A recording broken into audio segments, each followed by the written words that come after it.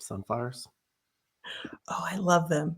Except I planted them too close to the house, and so when they got to a certain height, they started hitting the gutter and breaking their heads. Oh. So plant them a little far out. That's pretty cool. That is very cool. All right, that's going to be our icebreaker today. What's your favorite plant to grow while we wait for people to trickle in here? What is the opposite of a green thumb, Justin? A black thumb, probably. I have a feeling Dustin is about to tell us. Or maybe that's just purely the question. We'll see. Whatever it is, I have it. Aw, every plant I ever tried to grow has not survived. I'm so sorry, Erica. You know what? I am really great at growing outdoor plants, but if they're indoor, I cannot keep them alive. I don't know what it is. Same. It is lost on me. So Same. We keep trying to buy them, like fiddle ferns. We've had 2 of them, like a little like palm tree thing. We just don't like where we want them. There's not a lot of sunlight, or we forget to water them all the time, or like we water them too much. I don't even know what Yeah. I did with my plants. I pick the ones that they say, these are the easiest to grow. Not for me. Money tree, I have killed it. Snake plant, I have killed it. But outside, everything is just green and it just does its thing. So I Yeah. feel for you, Erica. Too much water, not enough, can never figure it out. Yeah. They are tricky. My neighbors planted citrus trees a couple months ago. They're growing amazingly. I planted them a year ago, and they're still like barely there. And I made too much water, not enough water. I don't know. I've asked a lot of people. Reddit has given me lots of maybe wrong answers. I don't know. There's an app somewhere that exists that you can take a picture of your plant and it'll tell you like, oh, okay, you're doing too much water, or okay, it has pests or whatever. I Yeah. tried, it didn't help me much with my indoor plants, but I agree, Dustin. I feel like I've tried one and or to identify a plant. And if you've ever seen Silicon Valley, it kind of just turns into is it a hot dog? Yes or no? Is it a plant? Yes. But I haven't really been able to use one. Audio's acting up. Yeah. oh, you're not acting up for me. Yeah, the Planta app. That's I think that's the one I tried, but I don't know if honestly, I also don't like paying for apps. I think it wanted me to. Yeah, it does. Pathos, that's on my list to try next, Michael, but honestly, I don't have high hopes. I have already killed the snake plant.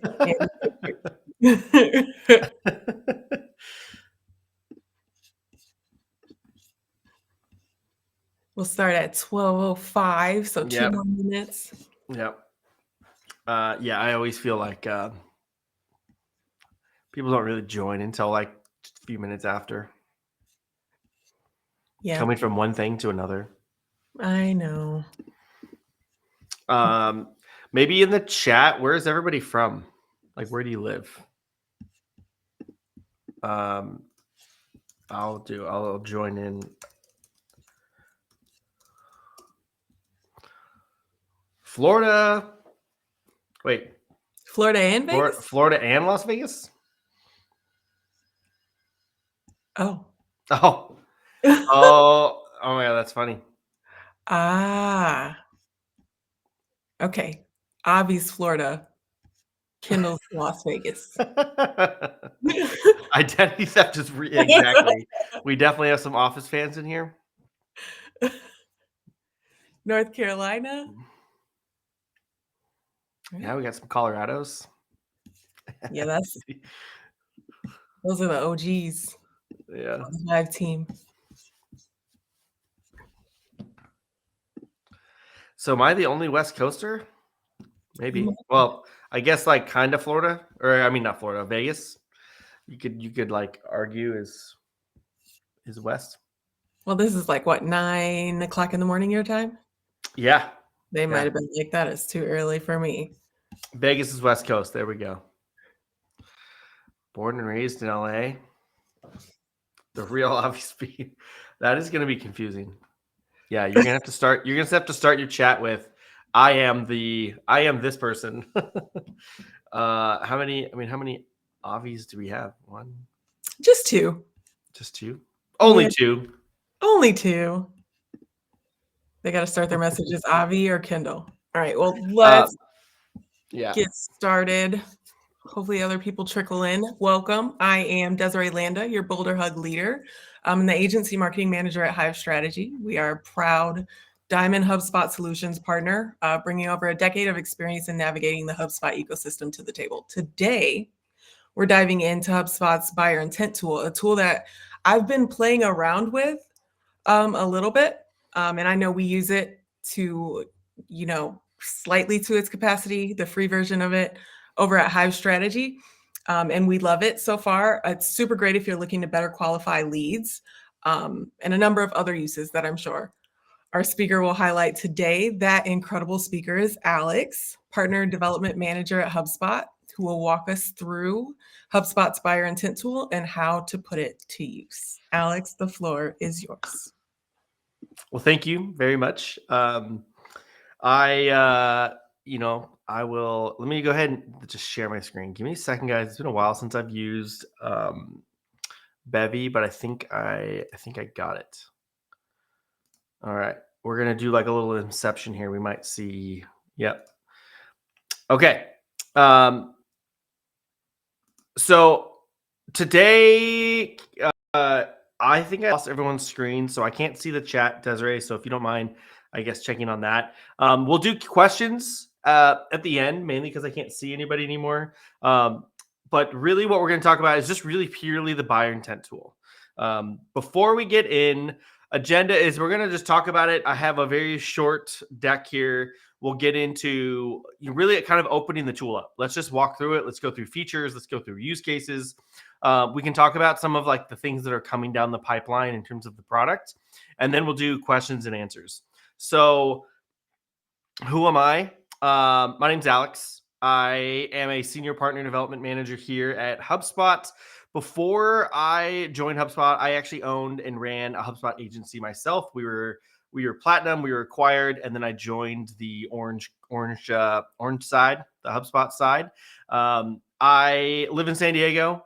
I have 2 boys under 6. I like sports, I like coffee, and I'm in San Diego, so it's a requirement. And I have a beard, so it's a requirement that I like craft beer. That's part of living here. If you don't have a beard, and if you have a beard and don't like craft beer, they actually ask you to leave. They actually you have to go to Colorado or Las Vegas. I always like to do a little icebreaker since I'm from San Diego. We eat a lot of tacos. So like my favorite taco, if you want to put it in the chat, I like a classic shredded beef taco. I know that's very boring considering I live in San Diego, but that's like been my favorite as a child. We have a really good fish tacos here as well because we live close to the ocean. Please do connect with me on LinkedIn, and there's my email if there's any questions that you have. And again, once I get done with the screen share, I can check out the chat as well. And Desiree, if there's anything that's like really important that I should answer right away, just come off video and just tell me if you don't mind. All right, well, let's get into it. So really, the reason why, buyer intent tool is part of our Breeze intelligence package and product offering. We're not going to go through the entire Breeze intelligence, but get into why we created the Breeze tools, intelligence tools, which buyer intent is one of. And so really what kind of happened is companies started to have a little bit of unnecessary complexity as more SaaS platforms came out on the market. We had a CRM, we had a marketing automation, we had a social media scheduling tool, we had a what parts of our website are people looking at? We had data enrichment tools. We have Apollo. We have lead feeder. We had all these tools that was really not, they weren't really connected. And there was kind of this disconnect of how do we make sure these work together? Um, because of that, we had so many unconnected systems, there was a little bit of like process inefficiency. So, marketing managers, sales ops, marketing ops, people were going back and forth from tool to tool, creating spreadsheets, zaps to Google Sheets to a different tool. And then that kind of just left us with like a little bit of a murky understanding of how things were going.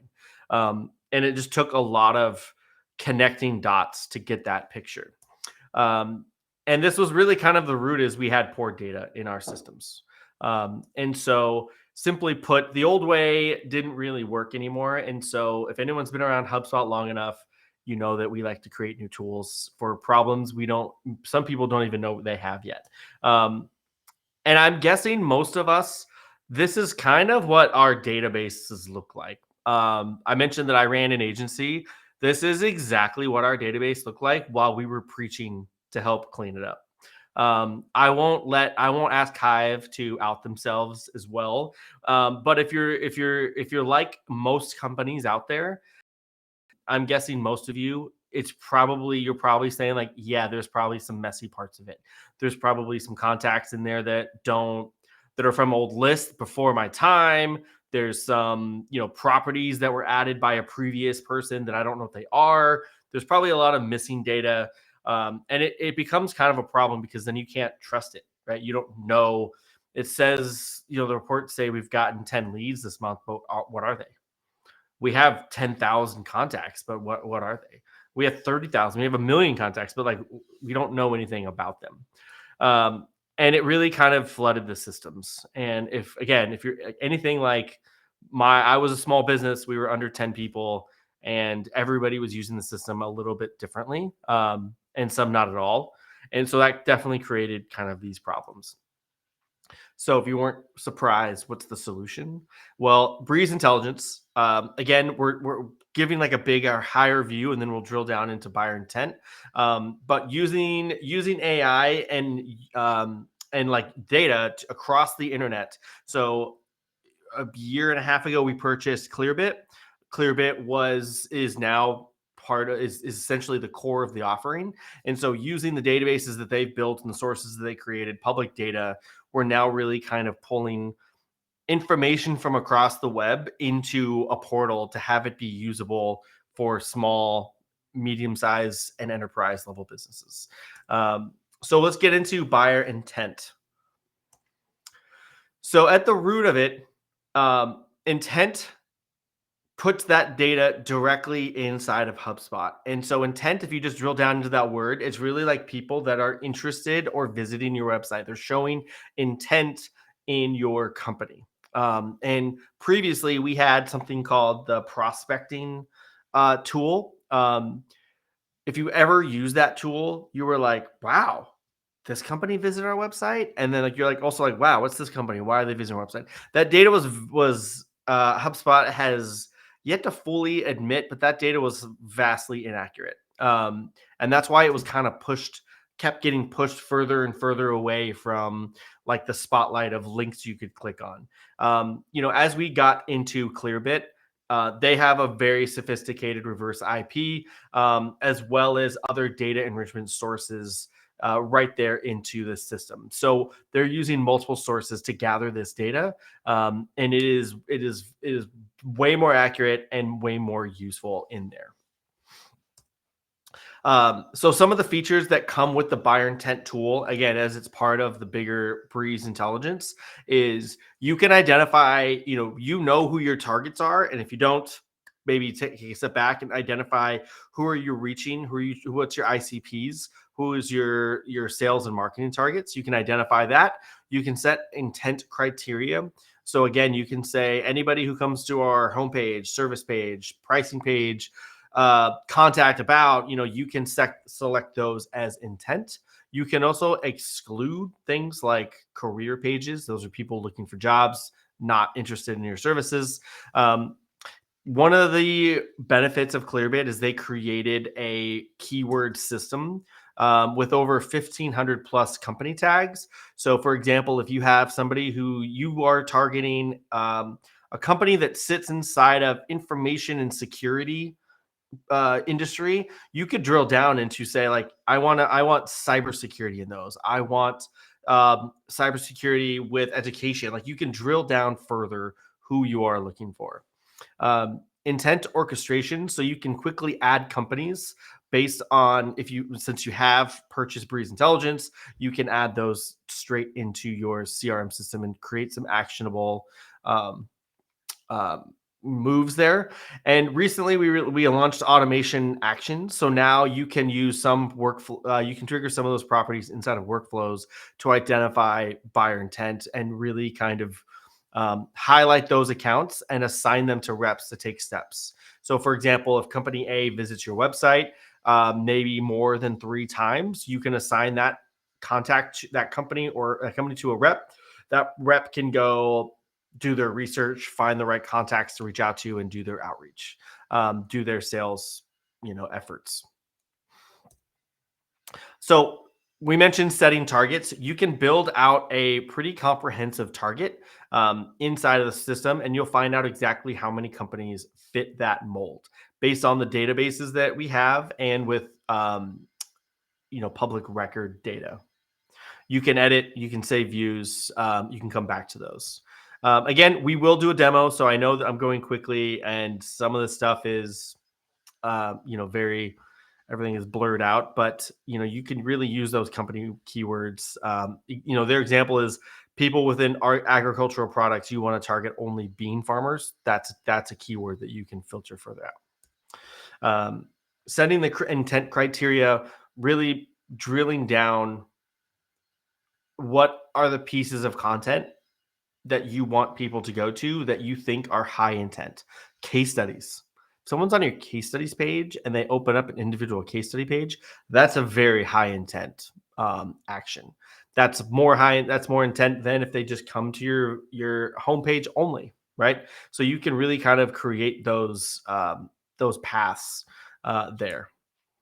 Intent orchestration. So again, we can filter and create more of those views in there and quickly navigate.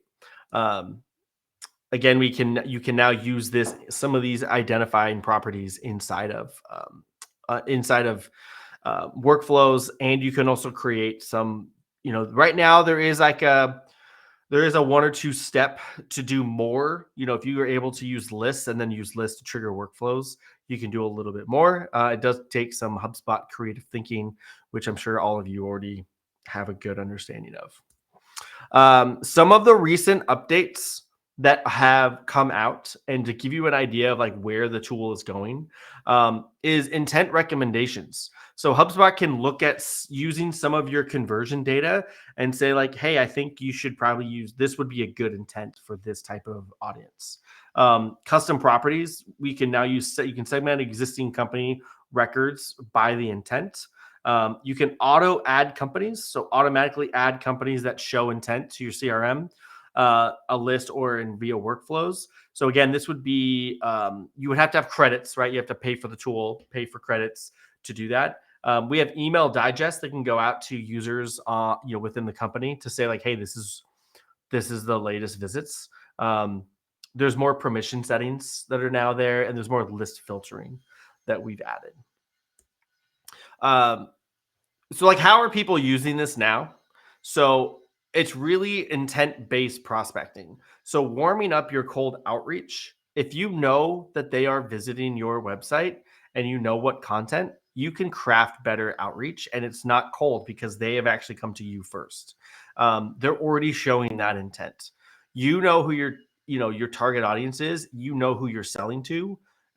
You can use tools like LinkedIn or Apollo or ZoomInfo to make sure you drill down into that right user with job titles or responsibilities. This is a huge tool for account-based marketing. So a lot, this is kind of, I would say account-based marketing is probably the, second removed, the next inbound revolution from 10 years ago. More and more companies are using account-based, knowing who your target accounts are, and then knowing when they're hitting your site. So previously, you had to get another ABM tool to identify when people are bouncing on your site from your outreach. Now you can see it right there in buyer intent. And then also campaign conversions. How well are we doing on our marketing campaigns by targeting the right types of people? As you can see that coming in. There's a quote from one of our customers is really the new auto ad company feature and intent based outbound motion. So if you went to, if you've been following anything in the last 12 months, AI is coming. It's here. It's only going to get better, and it's going to get better faster than every other tool we've ever used. There is probably a world where auto ad companies can get auto added to a AI based prospecting, skills agent inside of HubSpot to automatically warm up leads for your A's. And that's certainly something that's coming. I think getting in on the groundwork now to be able to build these systems is really there. Okay, not thank you, but thank you for listening to that part. I'm going to jump over to the chat. I'm going to stop sharing. Were there any questions or anything? There's Q&A in there. Al Pastor. Okay, good. We're just looking at it there. Okay, so we're going to open up the tool. I'm assuming everybody can see my buyer intent dashboard. So we are inside of one of our demo portals. So I'm going to give you a giant caveat that it's all temp data, and all of HubSpot reps build tools in here to show the examples. So there's going to be a lot in here. It might take a minute to load. To reach your buyer intent tool, if everybody wants to open up their own portal, everybody has a version of buyer intent as part of the free tools. If you are paying for it, you will get the full access that you see that I have. If you are not paying for it, you will get some restrictions there.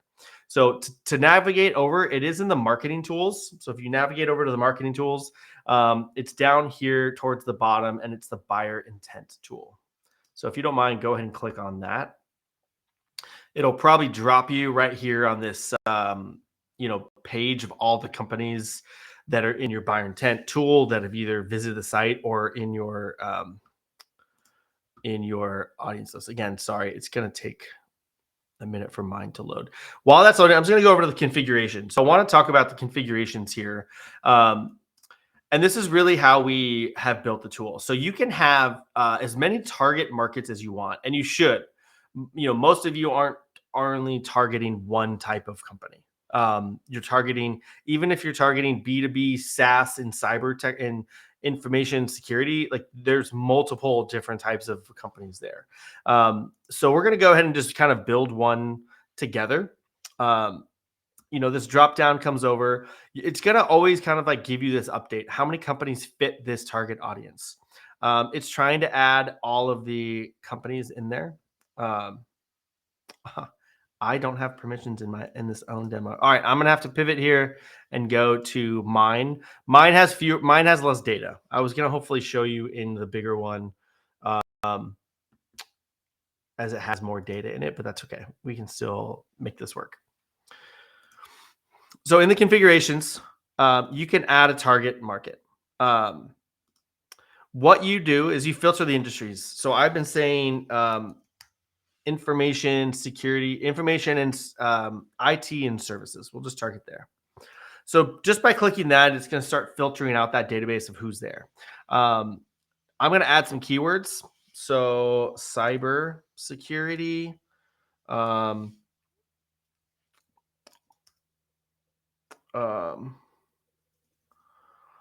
say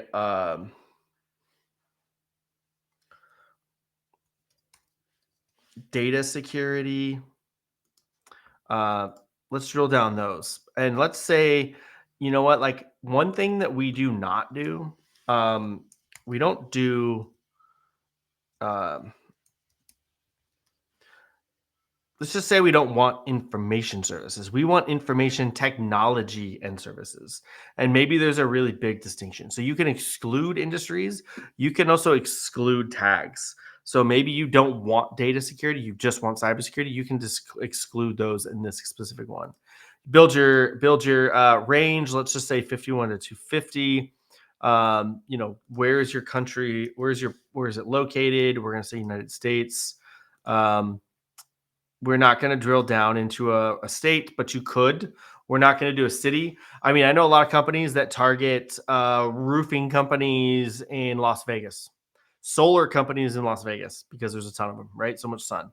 So there's certainly, you can you can drill down on these being very specific. Web technologies, you can identify, I have a partner. They don't want to work with anybody that has Outlook. That's very specific, but it seems like it's very difficult for them to integrate some parts of HubSpot. They just prefer not to. So we can kind of go in and do the pick some of these Google things to include. I'm not going to include any there. Let's say you want to target people with MailChimp, and you're really good at ripping MailChimp out and you're putting it into HubSpot. Or maybe you're targeting people with a specific ERP. Maybe you guys have Salesforce and you want to target people with Salesforce, or you want to target, whatever industry or like web technology. I always go straight to marketing agencies that are targeting these things. So that's where I go with the web tech filters. And then revenue. Grain of salt with revenue. No matter if you're looking in Zoom Info, our tool, Apollo, it's always going to be a little grain of salt. So if you are targeting people like 5 to 10 million, I would do this 1 to 10. If you're targeting people like 12 million, I would do like 10 to 50, but know that they're going to get a bigger range. So I'm just going to say 1 million to 10 million. So there we go. Security hug. Just going to save it. So it's going to do its work, and it's going to tell me how big of an audience this is. It's going to take a little minute. So after you create all of your target audiences, your target markets, you're going to get your TAM, your total addressable market that you're targeting. So if you have multiple target markets, you're going to build that list. It's going to take a second to build. So while we're doing that, saving. Oh. We're going to kind of go through here. So here's where you can target. I'm going to refresh this. I don't know if something's going on. You can create your criteria. So again, we have these like view recommendations. So based on like what sales cycle within 60 days, we can choose what pages do you want to include. So let's go by pricing. So you want people to see, have they gone to my pricing page, and how many times have they visited, and what's the period of time? Within a week, within a month? Depending on how active you are with this, a week or within the last period of time might be more helpful. You can add as many of these as you need to. So let's just say you want to go with pricing. We talked about case studies. If you use like slug, if you have like case study / case study name, you could just say like case study / that'll pull all case studies in there. You can say period of time. So we're just gonna save that. It might give me the same error. I don't know why. Yeah. You can auto add companies. Here's your selection to do that. I don't know why. I don't know what's going on here, guys. I know it's not helpful in there, but we can do auto add companies based on the configurations. We can set up the auto or the email digests where you can send those out. This is new. You can now exclude companies. So maybe every time you get a new client, or maybe when you sell to a client that it did not go well, or that you just know you don't want to work with them, maybe they're too big, maybe they're not in the segment, past client list, you can add clients to exclude from this list. None of this works without the HubSpot tracking code. This is just the standard tracking code. If you have HubSpot already installed on your website, this works automatically. You don't have to do anything else. But if you do not have this installed, it will not work. We are using these, the first party cookies link as part of this. It does abide by the, if people check out of the, like on your cookie preference, they say no, then it does opt out of it. So that is like the one caveat, is if someone selects no on that, then you won't get that You won't get that there. Okay. Well, I already had one here. It looks like I did financial B2B. So it's showing that 278 companies. So you can see that in previous. So let's come over to the companies tab. Maybe that's why my Chrome has to relaunch. Always good timing on this technology stuff. Coming over to the companies, as this is loading, you have a couple different views here. You could say, give you the time frame. So anytime this year, I want to know who has visited my website.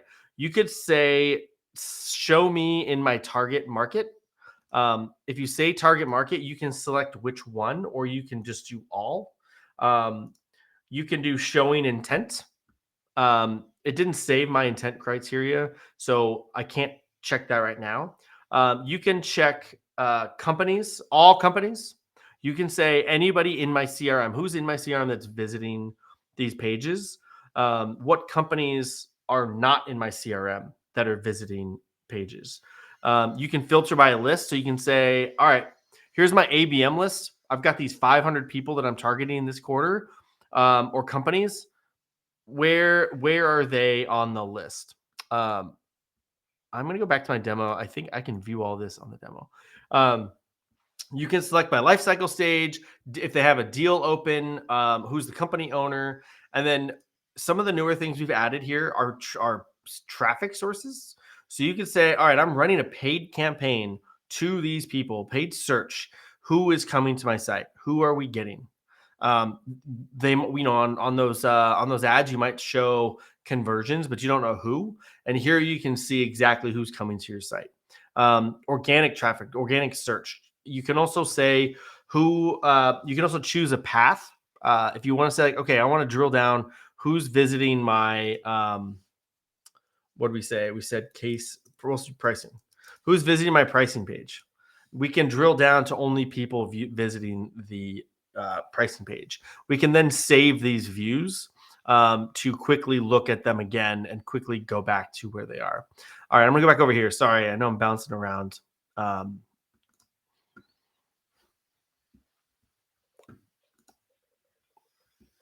So some real-ish data might show up here. So again, going through here, you can kind of filter out all of these settings of who you want to find. You can click over to saved views. All of your saved views will show up here as well. I'm going to pause for a second and see if there's any. That is probably disorientating to see. Guys, I think it's my browser causing some of this problem. Hey, Alex. Yeah. I know there's like a banner on a HubSpot that just says, dashboards, reports, and lists are currently unavailable for some people. It might be due to that because I'm getting an error too, and I see a few people. Oh, good timing, huh? Good timing. Perfect day for a list error. Yeah. Okay. So I think let me, before I get to the questions, and since it's not working, I'm going to give you a story.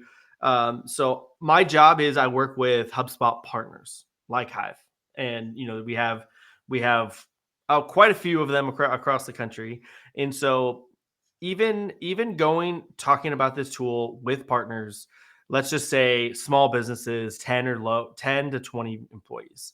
When I open up this tool and I'm like, hey, are you using buyer intent? You're paying for Breeze Intelligence. Are you using it? And they're like, oh yeah, I'm using it. So we pop it open, and right away, the first thing I see is like, did you know, they target universities. Did you know this university is on your website?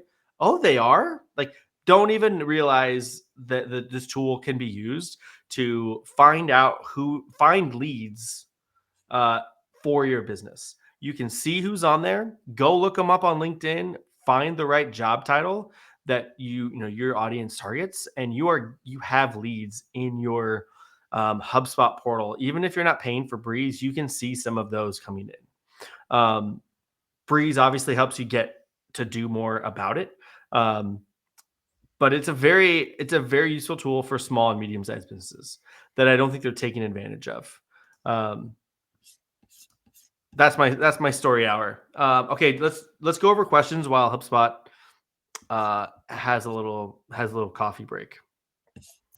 So I have a question. Yeah. That what is the difference between what you get as a non-paying member of Breeze and a paying member of Breeze? Like, what can they take advantage of when this tool is working if they have not signed up for Breeze Intelligence yet? Yeah. The limitations is your ability to search and like filter out some of those results. So you have a much more broader view of what you can look for in terms of people coming to your site. You can't add them into your CRM. You don't have as much really kind of like um, I wish I could show you, but the data that comes with that. I might have I know people probably are tired of more decks, but I probably have a deck I can pop open. Um, yeah, it just kind of comes down to um, what you can search and filter, and then what you do with it once you find out who's coming to your site. Um, Breeze, to get access to the buyer intent tool, the lowest barrier to entry is $30 a month. So it's really not a expensive tool compared to what you get. Part of Breeze comes with the form shortener. So you could basically create just a form with just an email address instead of email address, first name, last name, job title, company name, biggest challenges you're facing. You could just say email address and like, what's the biggest challenges you're facing? Because Breeze, the intelligence will grab that email address and then grab all that data as part of the enrichment. And so all of that is really just the $30 a month at the lowest level. We do have a question while you're looking for Yes. the deck. What filters do you recommend starting with for people that have not gotten into this tool yet? What pages should they target? What, other than industry, which we know is set, what do you recommend starting with? Um, yeah, I would open up. I would open your time frame. So, like, depending on how advanced and aggressive your marketing is, you know, getting 20 page views a day or a week might be a lot in your industry. That also might be really small. And so, if you don't have like a pretty aggressive marketing campaign, or maybe you're a marketing team of one, I would make sure you open up the filter in terms of like, what's the search ranking that I'm looking for, or period of time from people's visits.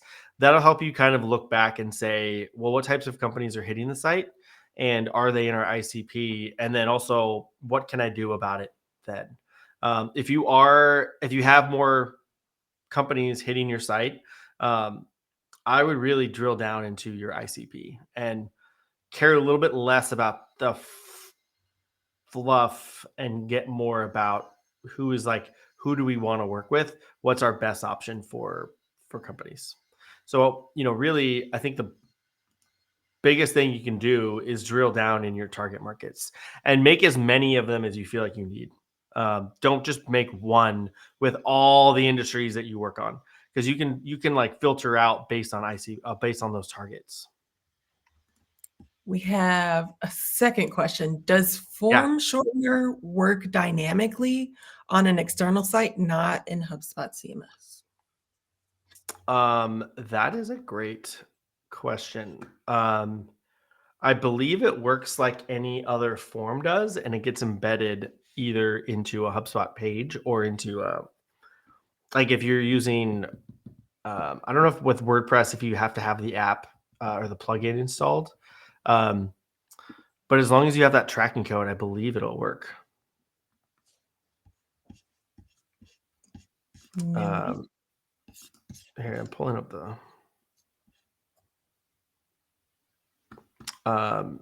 I have I have that deck open. Let me.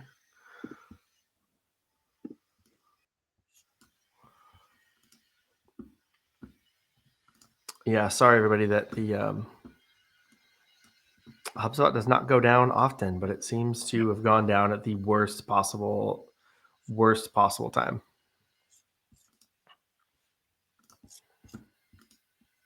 Okay, here's the deck. Here's the full deck of all the tools. So comparing, this is the form shortener. I guess the one question that you have that is a caveat to that question about can it be used is you need to be using the new form editor. I don't know if everybody has been migrated or opted into that yet, or if it's also, by the time this deck was created, if it's already just now pushed live. But you have to make sure you're using the new form builder for that.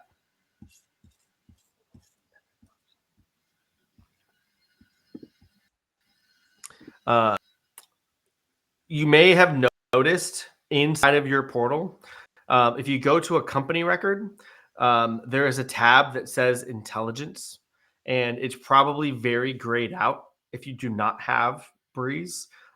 This is replacing.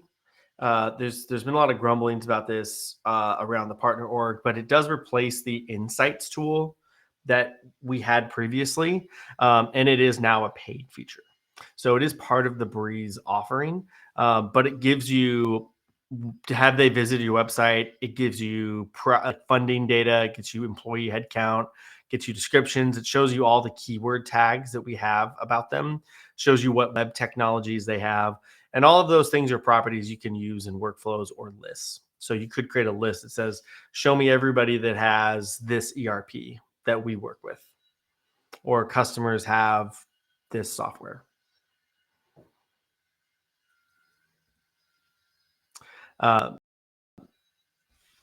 One of the views that it didn't load is it's called the buyer intent overview, and so you can kind of see this graph here. And I'll if it's I'm sorry this is small, but basically on the left hand side, this shows all of the companies that live inside of your target audience, your TAM, your target total addressable market.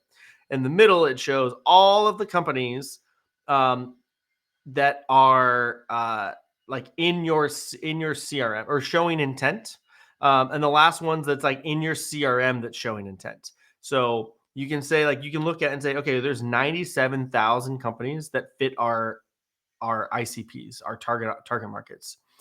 About just shy of 800 of those companies are in our CRM, right?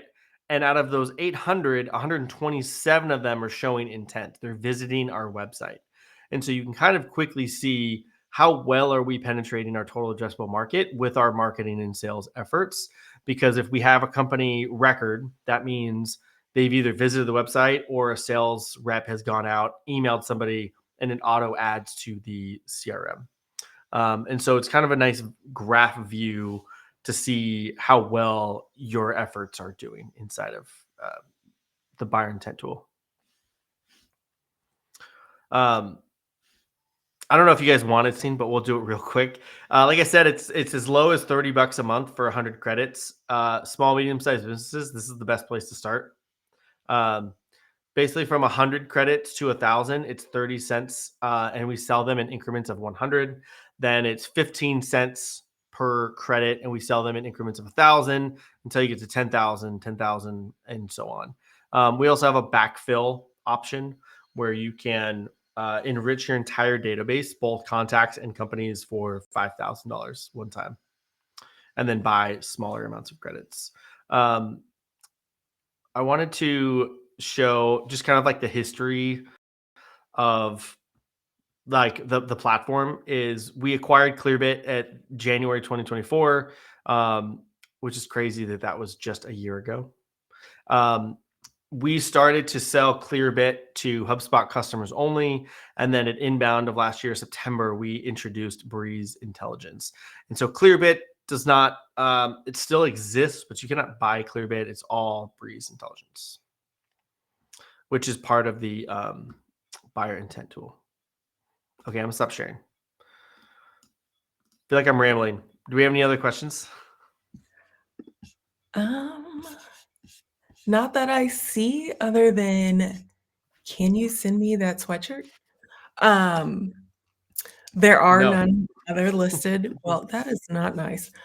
But I really just want to thank you for speaking at this today and for rolling with the punches. And it is not the greatest day for HubSpot to go down, but I I know. really What is that? appreciate I know you and everyone else for rolling with that. I will make sure to attach the deck to the follow-up email Yeah. that goes out. So when it is up and running, you guys know exactly how to get to where you're trying to go and you know exactly what you're looking Yeah. um, for when it does want to work for us. Um, Yeah, and I can once it's back up, I can also send along like a video like Loom demo for the parts that we missed. And I apologize for it not working. I will talk to our engineers right away.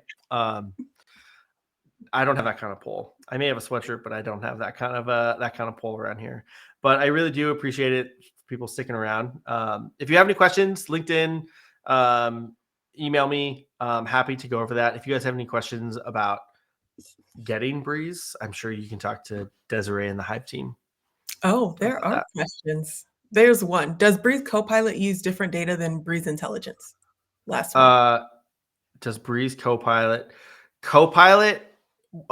is using all of your HubSpot CRM data. So Copilot is enhanced by having Breeze intelligence.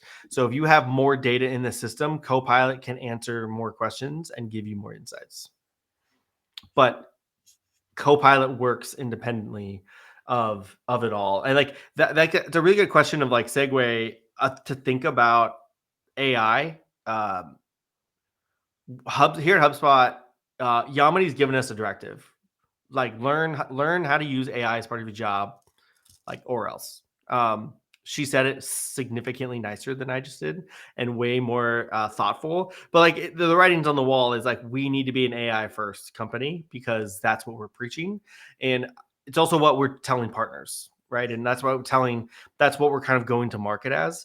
And so if you want to use like things like Copilot are only going to get better, and that all of these AI tools rely on data. And if you don't have organized, there's a lot of unstructured data. We just acquired Frame AI to help with that unstructured data, but uh, having access, the AI having access to more data, Breeze Intelligence, data enrichment, the better those tools are going to be for you. It's like even like the content writing AI, if it knows more about your target audience because it knows the technologies they use, it knows they're visiting the site habits because it's picking up when people are coming, like the more detailed that content is going to be to your target audience. So Okay. that's my soapbox. She was specifically asking about the Copilot prompt to research this company. Would that then tap into? Yes. Gotcha. There you go, Yes. Tori. There you go. Sorry. I got that a little easier. Sorry. Like I said, if you have any other questions, I love talking about this stuff. I used to, back in my agency days, I used to run a hug. So I'm very excited to come back. So thank you, Desiree, for inviting me. Of course. And we'll see you all next time. Thank you, guys. Bye. Thank you. Alex.